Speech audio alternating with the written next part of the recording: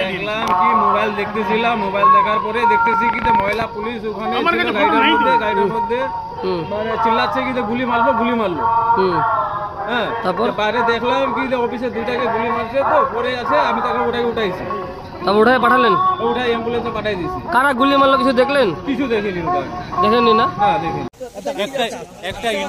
একটা ইনসিডেন্ট हुआ আছে, একটা আন্ডার ট্রায়াল প্রিজনার। আমরা বাকি তদন্ত করে দেখছি। স্যার ফায়ারিংটা কার পিস্তল দিয়ে হয়েছে স্যার?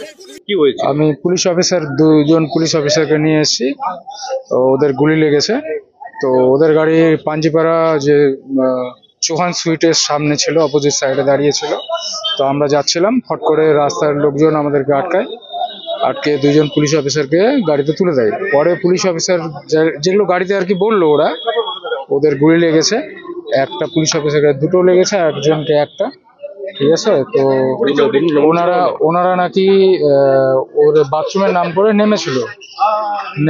নামতে গিয়ে ওদের কাছে পিস্তল ছিল না ছিনিয়ে নিয়ে, সেটা বলতে পারবো না আমি। তো ব্যাপারটা হচ্ছে ও তখন ওদেরকে গুলি করে।